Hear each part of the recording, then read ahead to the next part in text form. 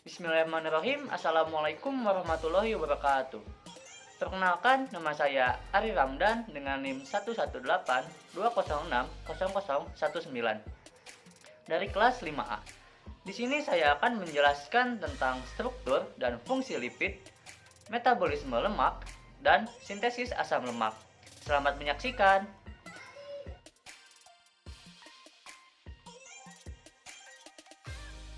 Lipid merupakan senyawa organik yang bersifat nonpolar atau tidak larut dalam air.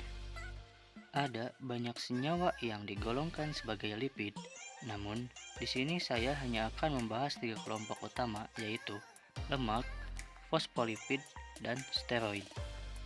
Kelompok pertama adalah lemak, dalam bahasa Inggris disebut fats. Lemak dikenal sebagai zat yang terbentuk akibat kelebihan kalori dalam tubuh. Semua lemak yang ada di dalam tubuh terdiri dari sel-sel lemak atau adiposit. Sel ini berisi molekul lemak yang disebut trigliserida. Trigliserida ini sendiri masih dapat dipecah menjadi molekul-molekul yang lebih kecil, yaitu gliserol dan 3 buah asam lemak. Kita akan berfokus pada asam lemak. Asam lemak merupakan komponen lipid yang paling sederhana. Dia hanya berupa rantai hidrokarbon yang memiliki gugus karboksil pada salah satu ujungnya. Ada berbagai variasi bentuk asam lemak.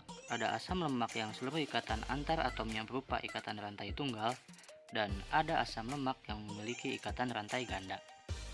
Jika dilihat lebih teliti, asam lemak yang seluruh ikatannya berupa rantai tunggal memiliki 2 atom hidrogen yang memenuhi setiap atom karbonnya, sehingga kelompok ini disebut asam lemak jenuh. Sebaliknya, pada asam lemak yang memiliki ikatan rantai ganda, ada atom hidrogen yang hilang pada atom karbon, sehingga terbentuklah ikatan rantai ganda. Kelompok ini pun disebut sebagai asam lemak tak jenuh, yang memiliki 2 variasi bentuk, yaitu bentuk trans dan bentuk cis. Apa sih perbedaannya? Jadi, perbedaannya adalah pada asam lemak tak jenuh, bentuk trans atom hidrogen pada ikatan rantai gandanya berada pada sisi yang berlawanan, sehingga bentuk asam lemak ini tetap lurus. Sebaliknya, pada asam lemak tak jenuh, cis atom hidrogen pada ikatan rantai gandanya berada pada sisi yang sama, sehingga bentuknya akan membengkok. Sampai di sini, kita dapat menyimpulkan bahwa terdapat 3 jenis asam lemak, yaitu asam lemak jenuh, asam lemak tak jenuh trans, dan asam lemak tak jenuh cis. Berdasarkan ilmu nutrisi, ketiga jenis asam lemak ini memiliki pengaruh yang berbeda terhadap tubuh. Selanjutnya ada penamaan asam lemak.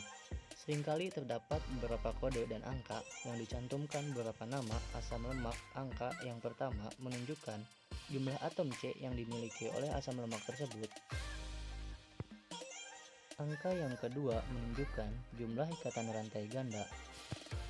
Sementara bagian terakhir adalah simbol omega yang menunjukkan letak rantai ganda pertama bila dihitung dari atom karbon yang paling belakang. Selanjutnya yaitu fosfolipid. Ia memiliki bentuk yang sangat mirip dengan trigliserida. Jika trigliserida terdiri dari gliserol dan 3 buah asam lemak, maka fosfolipid terdiri dari gliserol, 2 buah asam lemak, ditambah dengan gugus fosfat.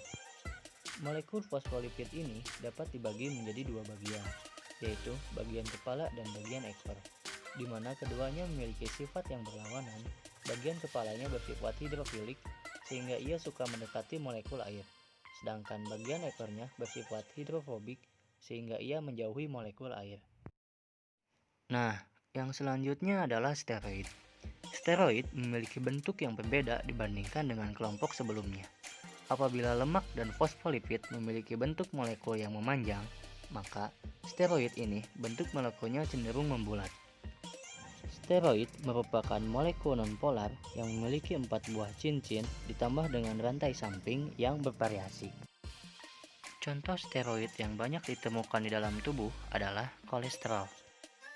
Kolesterol merupakan jenis steroid yang paling dasar.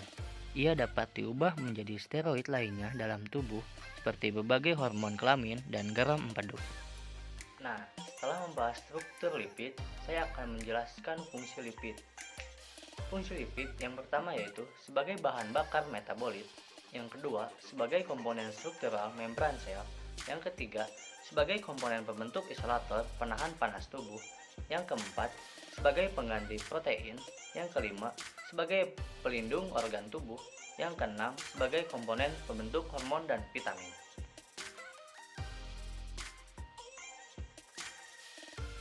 Baik, sebelum ke proses metabolisme lemak, di sini saya akan menjelaskan terlebih dahulu definisi dari lemak, metabolisme, dan fungsi dari lemak itu sendiri. Lemak merupakan ester yang tersusun dari 3 asam lemak dengan 3 gugus alkohol dan senyawa gliserol. Metabolisme adalah suatu rangkaian atau proses yang terarah dan teratur di dalam tubuh sel melalui reaksi-reaksi kimiawi sehingga diperlukan dan dihasilkan bahan-bahan tertentu seperti unsur, molekul, dan energi. Jadi, dapat disimpulkan bahwa metabolisme lemak adalah proses tubuh untuk menghasilkan energi dari asupan lemak setelah menjadi sari-sari makanan yang telah masuk ke dalam tubuh kita. Fungsi lemak di dalam tubuh kita yang pertama, sebagai cadangan energi terbesar setelah karbohidrat di dalam tubuh, dan yang kedua untuk mencegah kehilangan panas pada tubuh kita. Berikut ini adalah proses metabolisme lemak. Dalam bentuk trigliserida, lemak disintesis menjadi asam lemak dan gliserol. Asam lemak dan gliserol inilah yang akan masuk ke dalam proses metabolisme energi. Pada prosesnya, gliserol dan asam lemak memerlukan glukosa untuk memasuki siklus Krebs atau biasanya dikenal sebagai siklus asam sitrat. Dengan memasuki siklus ini, gliserol dan asam lemak dapat diubah menjadi energi. Proses metabolisme lemak dalam tubuh, misalnya ketika kita memakan keju, makanan besar itu akan dihancurkan dan akan dicerna oleh garam empedu yang membentuk molekul lemak, lalu molekul lemak akan diuraikan oleh enzim lipase menjadi molekul asam lemak, dan molekul gliserol keduanya akan diabsorpsi oleh jonjot usus dan diubah menjadi senyawa yang diperlukan oleh jaringan. Hasilnya, sebagian besar disimpan dalam jaringan adiposa dan sisanya akan diekskresikan melalui ginjal dan paru-paru. Berikut ini adalah daftar beberapa makanan mengandung lemak baik yang direkomendasikan oleh American Heart Association dan drjokers.com.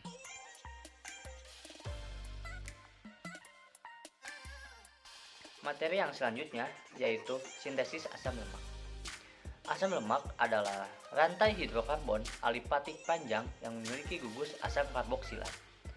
Sintesis asam lemak ini terjadi di dalam sitosol sel. Asam lemak ini disintesis dari perpanjangan asetil-CoA. Baiklah, di sini saya akan menjelaskan sintesis asam lemak dari asetil-CoA.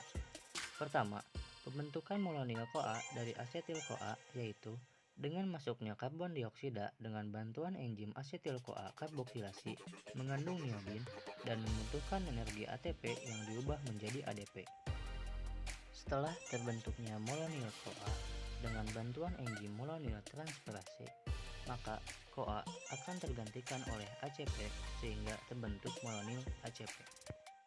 Selanjutnya, kembali kepada asetil-CoA dengan bantuan enzim asetil transferase, maka akan membentuk asetil ACP dan akan membentuk asetil ketoase sintase. Selanjutnya, molonil ACP ini akan mengalami reaksi kondensasi atau penggabungan dengan asetil ketoase sintase ini sehingga membentuk asetil ACP.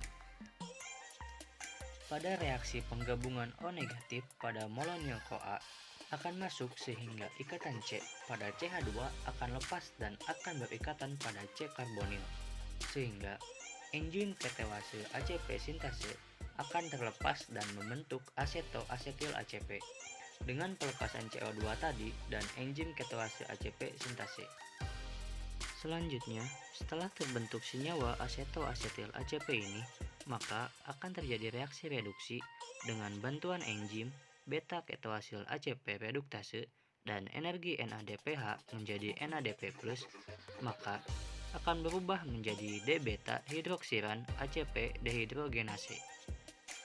Dan selanjutnya akan terjadi reaksi dehidrasi pelepasan gugus H2O dengan bantuan enzim beta hidroksiran ACP dehidrogenase. Selanjutnya, akan terbentuk senyawa alfa beta transbutaenoil ACP.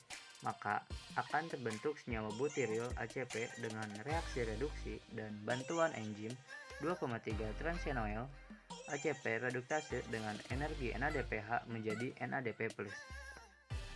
Setelah terbentuk senyawa butiril ACP ini dengan melakukan reaksi nomor 2 sampai nomor 6 sebanyak 6 kali reaksi, maka kita akan menghasilkan PTEZ yaitu palmitoyl.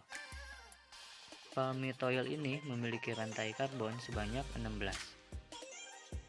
C16 yang mengikat ACP disebut palmitoyl ACP, lalu bereaksi dengan H2O baru akan membentuk senyawa PTEZ palmitat ini merupakan bentuk akhir dari reaksi sintesis asam lemak.